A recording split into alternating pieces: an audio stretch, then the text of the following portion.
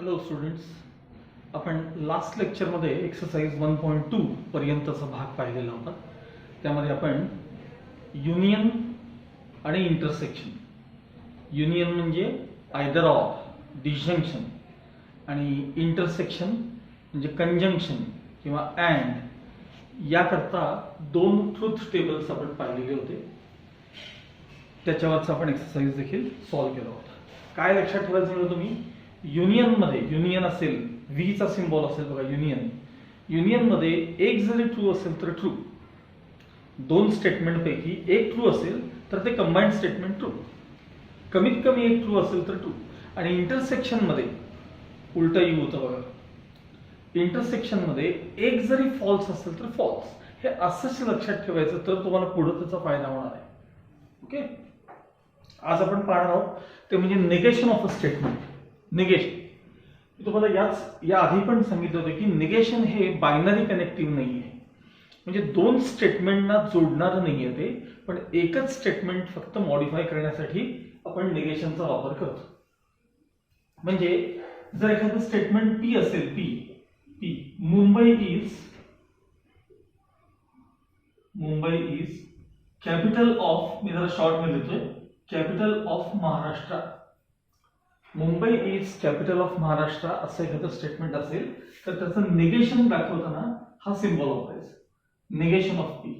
फक्त एवढा चेंज करायचा, Mumbai is not the capital of Maharashtra, एवढा फक्त फरक पडतो. निगेशन नॉट त्याच्यामध्ये आणायचं. पण ते इतकंही सोपं नाही. काही ठराविक सेंटेन्सेस करता किंवा काही ठराविक स्टेटमेंट्स करता निगेशन मध्ये थोडे वेगवेगळे रूल्स अप्लाय केले जातात जे तुमच्या पुस्तकात लिहिलेले नाही आहेत.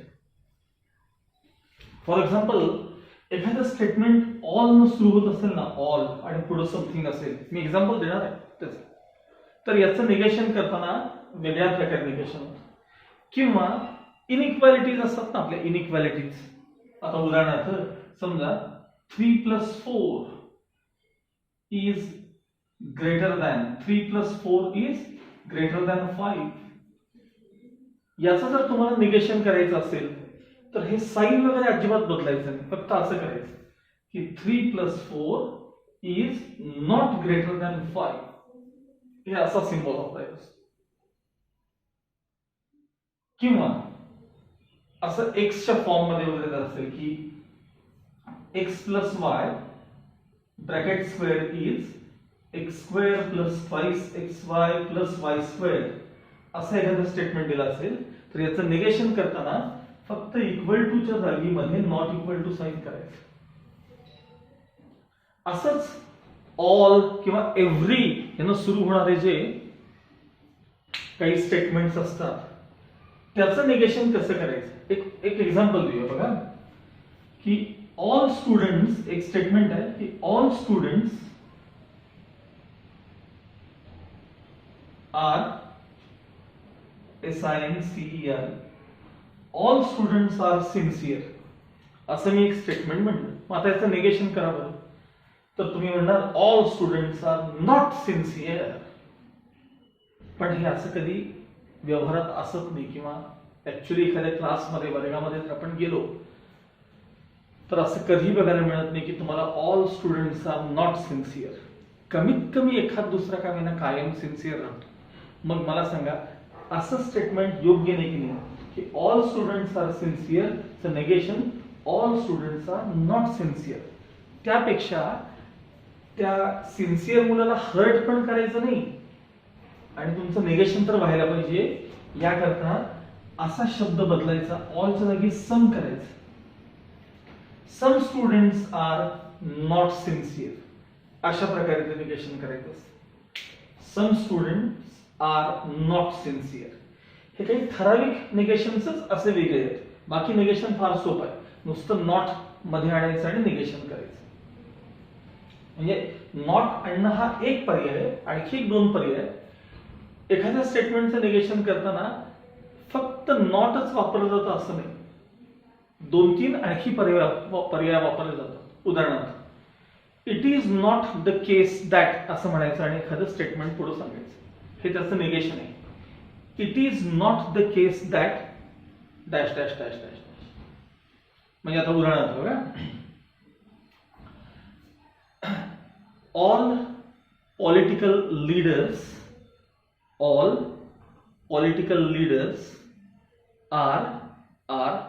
loyal, LOYAL, loyal. तर याचं negation, all political leaders are not loyal असं करण्यापेक्षा it is not the case that all political leaders are loyal असं म्हटलं तरी चालतं. किंवा मी आता म्हणल्याप्रमाणे some students, ऑलच्या जागी सम करून घ्यायचं, some political leaders are not loyal हे म्हणणं योग्य असतं. अशा वेगवेगळ्या प्रकारे तुम्हाला निगेशन्स करता येतात. तर कुठलंही स्टेटमेंट जर तुम्हाला दिलं असेल तर निगेशन करताना एक तर नॉट वापरा, किंवा it is not the case that न सुरुवात करा. It is not true that न सुरुवात केली तरी चालते. It is not true that किंवा इट इज फॉल्स दॅट असं म्हटलं तरी चालतं. ओके, आता हे तुमच्या टेक्स्टबुक मध्ये तुम्हाला कुठं पाहायचं आहे बघा. सगळ्यात आधी पेज नंबर 6 करा, समोर टेक्स्टबुक असणं गरजेचं आहे फार. टेक्स्टबुक मध्ये पेज नंबर 6 पाहिलं सगळ्यांनी. त्यामध्ये सी निगेशन असा एक पॅराग्राफ आहे मिळाला. त्यातल्या पहिल्या 2 लाईन सोडून खाली बघा. The negation of a statement is generally formed by inserting the word not. लक्ष इथे बघा, not at some proper place in the statement, or by prefixing. Prefix म्हणजे अलीकडे जोडणे, प्रिफिक्स म्हणजे अलीकडे जोडणे, सफिक्स म्हणजे पलीकडे जोडणे.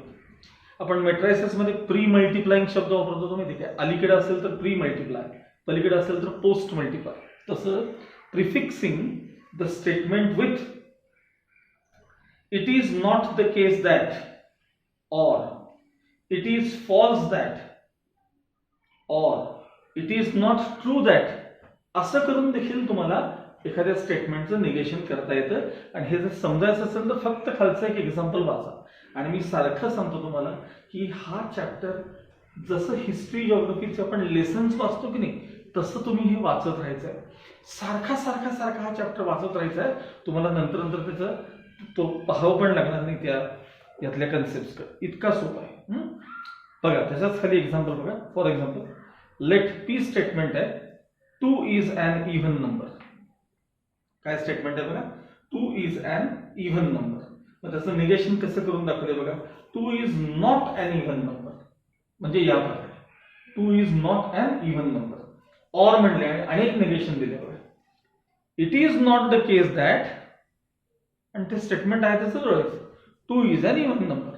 म्हणजे वरचं आहे तसं स्टेटमेंट, फक्त मागं काय जोडायचं त्याला, म्हणजे प्रिफिक्स काय करायचं, prefix it is not the case that. Okay, त्यानंतर आणखी एक बघा, और जसं आणखी एक निगेशन दाखवले, it is false that 2 is an even number. म्हणजे ते स्टेटमेंट आहे तसं लिहायचं, त्यात काही नॉट वगैरे शब्द घालायचा नाही, फक्त मागं काय जोडायचं त्याला, it is not the case that, किंवा it is not true that, किंवा इट इज फॉल्स दॅट. आता नॉट ट्रू आणि फॉल्स एकच ना, त्यामुळं अशा प्रकारे तुम्ही याचे निगेशन्स करू शकता. निगेशनचं ट्रूथ टेबल हे सर्वात सोपं टेबल असतं. कारण मी आधीच सांगितलं तुम्हाला की निगेशन हे 2 स्टेटमेंट्स कंबाईन करताना वापरत नाही, एकच स्टेटमेंटला मॉडिफाय करण्यासाठी वापरतात. त्यामुळे एखादं स्टेटमेंट पी एकतर ट्रू असू शकतं किंवा फॉल्स असू शकतं. मग त्याचं निगेशन काय असणार, त्याचं निगेशन कसं असणार. समजा एखादं स्टेटमेंट जर ट्रू असेल तर त्याचं निगेशन अर्थात काय असतं सांगा, फॉल्स. आणि मुळातच एखादं स्टेटमेंट फॉल्स असेल तर त्याचं निगेशन काय असतं सांगा, ट्रू असतं. त्यामुळे हे निगेशनचं ट्रूथ टेबल आहे. निगेशनचं ट्रूथ टेबल हे या प्रकारे आपल्याला तिथे दाखवलेलं आहे. पेज नंबर 7 वरच्या बाजूला ट्रूथ टेबल ऑफ निगेशन मिळालं का बघा आपल्याला. आता याच्यावर आधारित आपण एक्सरसाइज 1.3 पाहणार आहोत.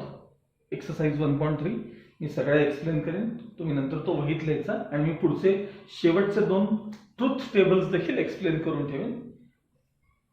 त्यानंतर आपण नेक्स्ट पार्ट म्हणणार आहोत. ओके, एक्सरसाइज 1.3 टेक्स्टबुक समोर असू दे सगळ्यांचं. बघून घ्या पहिला क्वेश्चन काय दिला बघा.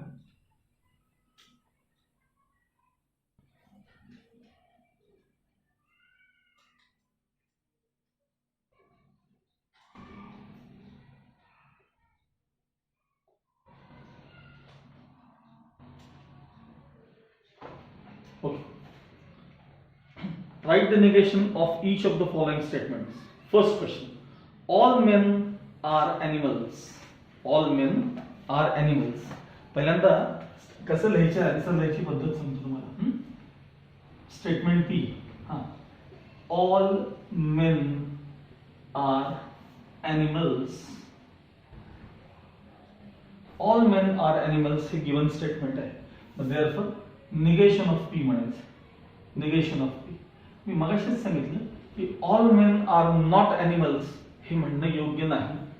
ऑफकोर्स वी आर ॲनिमल्स, फक्त ऑल मेन आर ॲनिमल्स जागी असं लिहायचं सम मेन. फक्त ऑल आणि एव्हरी असा शब्द आला ना की त्याच वेळेला हा चेंज करायचा, एवढं डोक्यात ठेवा. Some men are not animals. Some men are not animals अशा प्रकारे त्याचं निगेशन करायचं. Next, -3 is a natural number. सोपं आहे. -3 is a natural number. Statement P लिहायचं. -3 is a natural number. Answer आता negation of P equals -3 is not a natural number. आता हे तिसरं नीट बघा. मुळात स्टेटमेंटच त्यांनी कसं दिलं बघा. It is false that Nagpur is capital of Maharashtra. त्यांनी स्टेटमेंटच असं दिलं की इट इज फॉल्स दॅट. मग ते पहिल्यांदा पी स्टेटमेंट आहे तसं लिहून काढायचं. P statement it is false that पासून सुरुवात करायची. इट इज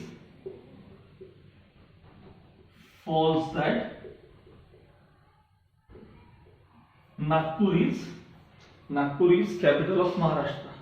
आता याचं निगेशन करताना हा इट इज फॉल्स दॅट हा पार्ट फक्त काढून टाकायचा. निगेशन करताना इट इज फॉल्स दॅट हा पार्ट काढून टाकायचा आणि फक्त काय लिहायचं सांगा तिथनं पुढं. तर Nagpur is capital of Maharashtra. Nagpur is capital of Maharashtra. Okay, साधा विचार असा करा. काय मी मगाशी तुम्हाला काय म्हणलं होतं की एखादं स्टेटमेंट, मुळात दिलेलं स्टेटमेंट जर ट्रू असेल तर त्याचं निगेशन फॉल्स यायला पाहिजे, आणि एखादं स्टेटमेंट मुळातच फॉल्स असेल तर त्याचं निगेशन कसं यायला पाहिजे, ट्रू यायला पाहिजे. मग आता मला सांगा, तुम्ही फक्त हे वरचा पार्ट बघा. पी स्टेटमेंट पूर्ण वाचा. It is false that Nagpur is capital of Maharashtra. हे स्टेटमेंट वाचल्यावर तुम्हाला याची ट्रूथ व्हॅल्यू काय वाटते सांगा. शांतपणे विचार करा. It is false that Nagpur is capital of Maharashtra. हे ट्रू आहे. It is false that Nagpur is capital of Maharashtra. हे स्टेटमेंट ट्रू आहे. मग त्याचं निगेशन केल्यावर कसं यायला पाहिजे, फॉल्स यायला पाहिजे. आपण आता निगेशन काय केलं वाचायचं. Nagpur is capital of Maharashtra काय आलं सांगितलं, फॉल्स. त्यामुळं हे निगेशन त्याचं बरोबर आहे, लक्षात ठेवा. इट इज फॉल्स दॅट काढून टाका तर त्या स्टेटमेंटचं आपल्याला काय बघायला मिळेल, निगेशन बघायला मिळेल. ओके, म्हणजे कसा प्रकारे माहिती का थोडक्यात, की नॉट जेव्हा दोनदा येतं तेव्हा ते पॉझिटिव्ह टर्म होते. म्हणजे आता मुळात ह्याच्यात नॉट ही टर्म ह्याच्यात आहेच, पुन्हा त्याचं निगेशन करताना नॉट येणार की नाही, मग नॉट म्हणजे ते पॉझिटिव्ह होतं. म्हणजे उदाहरणार्थ समजा एखाद्या लहान मुलानं दुपारी समजा आई घरात झोपली असेल आणि हळूच डब्यातला लाडू खाल्ला, लाडू काढला डब्यात, काहीतरी मजा आणि आईनं विचारलं, का रे बाबा काय केलंस दुपारी, आवाज येत होता. तर तो मुलगा कसं उत्तर देतो सांगा, मी लाडू खाल्ला नाही असं नाही. म्हणजे काय, खाल्ला. नॉट दोनदा. तर ते तसं इट इज फॉल्स दॅट ह्यात मुळात नॉट आहे, पुन्हा त्याचं निगेशन करताना ते नॉट निघून जातं आणि Nagpur is the capital of Maharashtra. Okay, next पुढचं स्टेटमेंट दिलंय त्यांनी, पी स्टेटमेंट आहे, 2 + 3 नॉट इक्वल्स 5 असं त्यांनी दिलेलं स्टेटमेंट आहे. आता तुम्हाला याचं निगेशन पाहिजे, मग negation of p 2 + 3 is equal to 5. त्यातलं नॉट काढून टाकायचं म्हणजे निगेशन होतं. म्हणजे विचार असा करा, पहिल्यांदा या पी स्टेटमेंटची जर मी ह्याची ट्रूथ व्हॅल्यू तुम्हाला विचारली तर तुम्ही काय सांगाल? 2 आणि 3 ची ऍडिशन 5 नाही आहे असं ते स्टेटमेंट आहे. हे फॉल्स आहे. 2 आणि 3 ची ऍडिशन 5 असते की नाही, मग इथं नाही म्हणून सांगितलं आहे, हे स्टेटमेंट मुळात फॉल्स आहे. मग त्याचं निगेशन 2 यायला पाहिजे, लक्षात ठेवा. तर 2 + 3 = 5 हे झालं त्याचं negation. Okay, next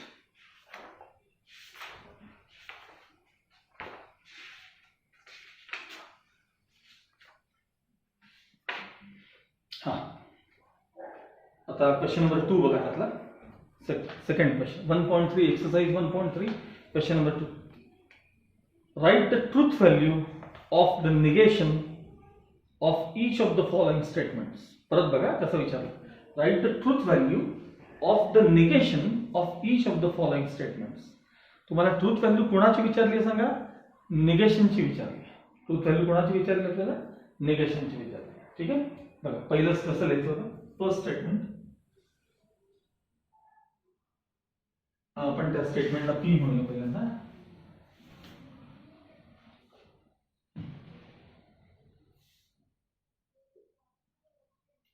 √5 is an irrational number.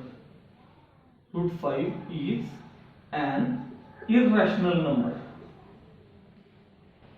हे गिवन स्टेटमेंट आहे बरं का. √5 खरंच इरॅशनल नंबर आहे. √2, √3, √5 हे सगळे इरॅशनल नंबर आहेत.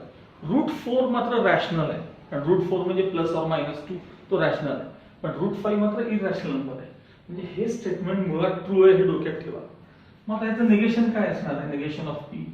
तर √5 is not an irrational number. √5 is not an irrational number असं स्टेटमेंट आहे. आणि तुम्हाला याची ट्रूथ व्हॅल्यू विचारली, तर याची आता ट्रूथ व्हॅल्यू काय असणार सांगा? तर हे स्टेटमेंट जर ट्रू असेल तर त्याचं निगेशन कसं यायला पाहिजे? फॉल्स यायला पाहिजे. ठीक आहे, therefore truth value of negation of p is false, म्हणजे एफ लिहून टाकलं. Truth value of negation of p is F. Okay, next statement आहे त्यातलं, London is in England. London is in England हे ट्रू आहे. London is in England. मग आता याचं निगेशन काय होणार सांगा? Negation of p, London is not in England. London is not in England म्हणजे याचा अर्थ ह्याचं ट्रूथ व्हॅल्यू जी असेल या निगेशनची, ह्याची ट्रूथ व्हॅल्यू जी असेल ती काय असणार आहे? फॉल्स असणार आहे. आता थर्ड बघा. थर्ड थोडा अवघड आहे. थर्ड नीट लक्ष द्या.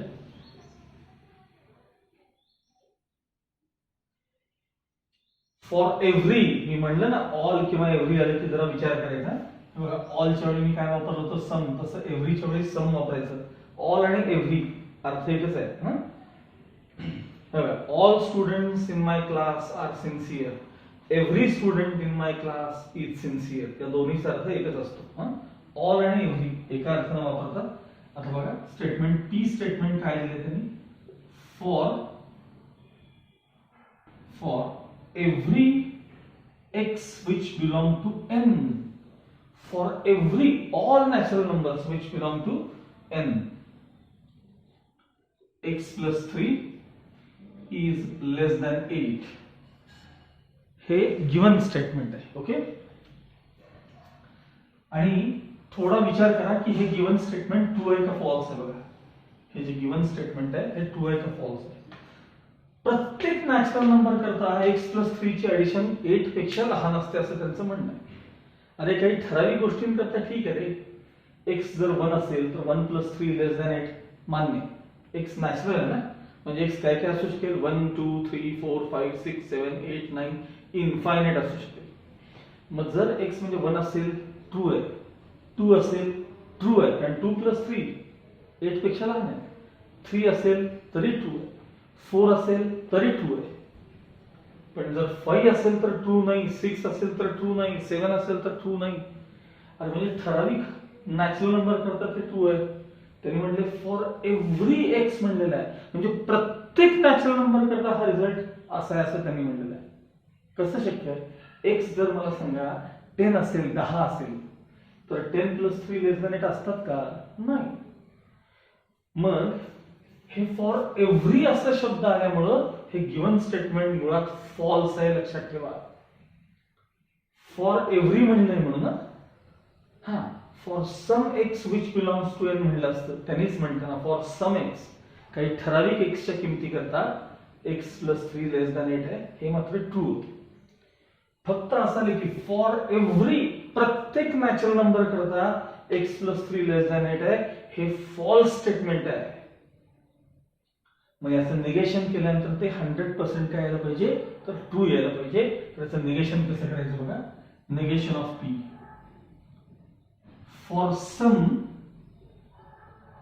for some x which belong to n, comma x + 3 is not less than 8. For some x which belong to n, असे काही नंबर्स आहेत नॅचरल नंबर मध्ये, असे नॅचरल नंबर्स मध्ये काही नंबर्स तुम्हाला पाहायला मिळतील की जिथं x + 3 ची टोटल 8 पेक्षा लहान येत नाही. आहे ना, x म्हणजे समजा जर धरून चला की x म्हणजे 6 असेल तर 6 + 3 ची ऍडिशन म्हणजे 9 ही 8 पेक्षा लहान येत नाही. 7 असेल तर 7 + 3 ही टोटल म्हणजे 10 8 पेक्षा लहान येत नाही. आणि हे स्टेटमेंट ट्रू आहे, निश्चित ट्रू आहे.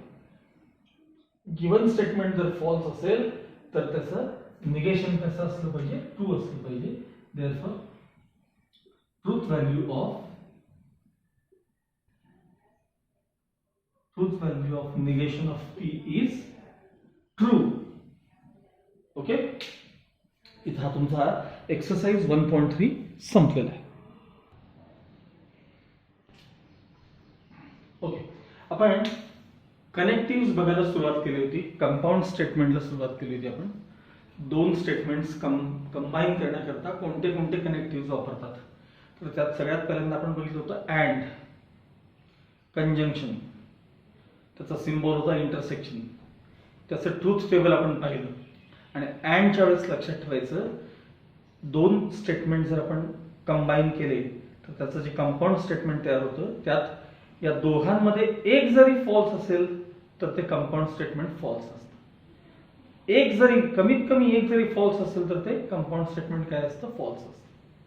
तसं आपण युनियनचं पाहिल्यानंतर, युनियनमध्ये दोन स्टेटमेंट पैकी एक जरी ट्रू असेल तर कंपाऊंड स्टेटमेंट ट्रू असतं. एक जरी ट्रू असेल तर कंपाऊंड स्टेटमेंट काय असतं, ट्रू असतं. तिसरं आपण आज पाहिलं ते निगेशन म्हणजे काय. निगेशन फार सोपं होतं. गिव्हन स्टेटमेंट ट्रू असेल तर निगेशन फॉल्स, किंवा गिव्हन स्टेटमेंट फॉल्स असेल तर निगेशन ट्रू, किंवा ते ट्रूथ टेबल फार लहान होतं. आता आपण पुढचे पण हे पाहणार आहोत ते म्हणजे इम्प्लिकेशन, म्हणजे कंडिशनल स्टेटमेंट. इम्प्लिकेशन, त्याला दुसरा शब्द आहे कंडिशनल, आणि त्याला सिम्बॉल काय वापरतो आपण सांगा, एरो वापरतो. आता या इम्प्लिकेशन्स आपल्याला टेबल तयार करायचं, ट्रूथ टेबल. म्हणजे समजा गिव्हन स्टेटमेंट पी असेल आणि दुसरे क्यू स्टेटमेंट असेल, तर यांच्यापासून तयार झालेलं P implies Q म्हणजे P कंडिशनल Q हे जे स्टेटमेंट आहे, P कंडिशनल Q, तर हे कसं असतं. नेहमी लक्षात ठेवा 4 पॉसिबिलिटीज असतात. 4 कशा असतात त्या, तर बघा T T F F T F T F. म्हणजे काय, याचा अर्थ काय, तर समजा पहिलं स्टेटमेंट ट्रू आहे, दुसरं पण ट्रू आहे, तर त्यांच्यापासून तयार होणार कंडिशनल स्टेटमेंट कसं असणार. किंवा पहिलं ट्रू आहे दुसरं फॉल्स आहे तर काय असणार, पहिलं फॉल्स दुसरं ट्रू असेल तर काय असणार, दोन्ही फॉल्स असतील तर काय असणार. तर या कंडिशनल स्टेटमेंटच्या बाबतीत फक्त इथं असं मार्क करून घ्यायचा, हे एवढंच लक्षात ठेवायचं आणि याच्यात असं म्हणायचं only T implies F is F, एवढंच पाठ करायचं. Only T implies F is F, only T implies F is F, remaining all are true. कसलाही विचार करायचा नाही, बाकीचे सगळे ट्रू असतात. फक्त T implies F is F म्हणजे पहिलं ट्रू असेल दुसरं फॉल्स असेल तर ते इम्प्लिकेशन मात्र काय असतं, फॉल्स असतं. उदाहरण, वर्किंग हार्ड हे स्टेटमेंट पी आहे, म्हणजे हार्डवर्क करणं हे तुमचं स्टेटमेंट पी आहे. आणि क्यू सक्सेसफुल असून सांगा, पण कंडिशनल स्टेटमेंट कसं होतं सांगा, if you work hard then you will be successful. भरपूर कष्ट घेतलेत तर तुम्ही नक्की सक्सेसफुल होता. मग आता समजा खरंच एखाद्या विद्यार्थ्याने खूप कष्ट केले असतील, तो आयुष्यात पुढे सक्सेसफुल झाला, ह्या दोन्ही गोष्टी ट्रू झाल्या, तर तुम्हाला सेंटेन्स कसं वाटलं रे त्याच्या बाबतीत बघा. इफ दॅट स्टुडंट किंवा if you work hard then you will be successful. म्हणजे तो त्या मुलानं किंवा त्या विद्यार्थ्यानं, त्या स्टुडंटनं हार्डवर्क केलं आणि तो किंवा ती सक्सेसफुल होती. सगळं ट्रू आहे. दोन्ही ट्रू असतील तर हे स्टेटमेंट देखील ट्रू होतं. आपण याच्याकडे जरा नंतर बघूया. हार्डवर्क न करता देखील तो सक्सेसफुल झाला. हार्डवर्क न करता देखील तो स्टुडंट काय होता सांगा, सक्सेसफुल झाला. शक्य आहे, एखाद्याचा बिझनेस आहे, काही नाही, अभ्यासात शाळेत फारसं लक्ष दिलं नाही, पण तरी सुद्धा आज तो सक्सेसफुल आहे, त्याचा व्यवसाय व्यवस्थित चालू आहे, त्यामुळे हे स्टेटमेंट ट्रू आहे. Do not work hard then you are not successful. Hard work केलं नाही मग सक्सेसही मिळालं नाही, ट्रू आहे. हार्डवर्क केलं नाही, सक्सेस मिळालं नाही, ट्रू आहे. पण आता बघा, खूप हार्डवर्क केलं पण सक्सेस मिळालं नाही, असं कधी होऊ शकत नाही. हार्डवर्क केलं आणि त्याला सक्सेस मिळालं नाही हे असं कधी होऊ शकत नाही. त्यामुळे T implies F is F, ते फॉल्स असतं, लक्षात ठेवा. बाकी सगळे स्टेटमेंट कसे असतात, ट्रू असतात. त्यामुळे इम्प्लिकेशन मध्ये काय लक्षात ठेवायचं, इम्प्लिकेशन मध्ये only T implies F is F, remaining all are true. Only T implies F is F, remaining all are true. आणि आता शेवटचं आपण पाहणार आहोत ते म्हणजे डबल इम्प्लिकेशन.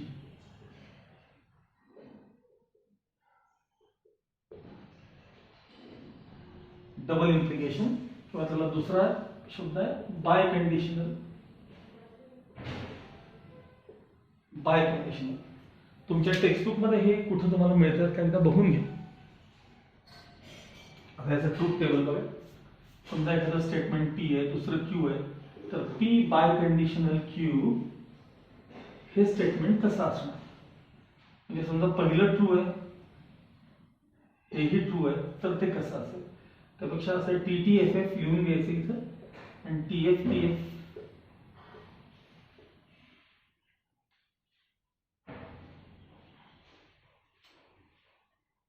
बघा, एखादा ट्रायंगल इक्विलॅटरल आहे, म्हणजे तिन्ही साइड्स कॉन्ग्रंट आहेत,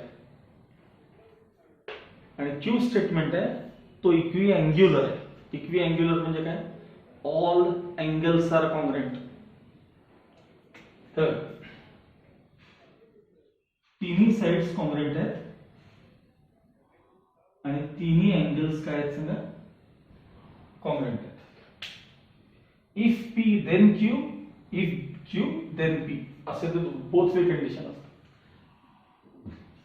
आता बघा, हा ट्रायंगल इक्विलॅटरल आहे, हे ट्रू आहे. इक्विअँग्युलर आहे, हे ट्रू आहे. A triangle is equilateral if and only if it is equiangular. True आहे.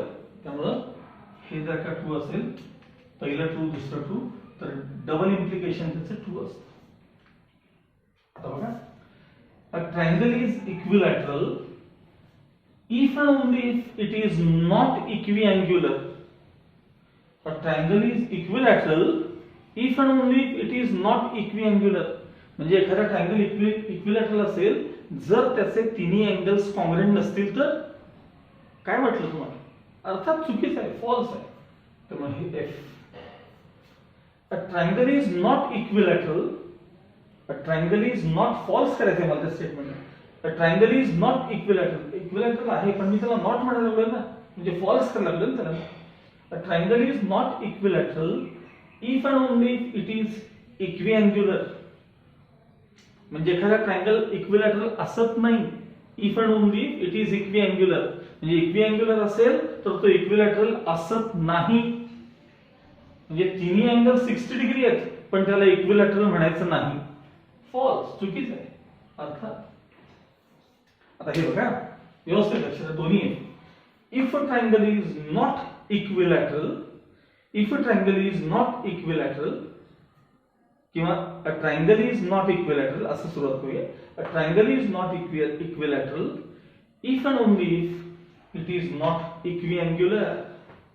म्हणजे एखादा ट्रायंगल इक्विलॅटरल असत नाही जर तो इक्विअँग्युलर नसेल तर. बरोबर आहे. जर ट्रायंगल इक्विलॅटरल नाहीये कधी जर तो इक्विअँग्युलर नसेल तर.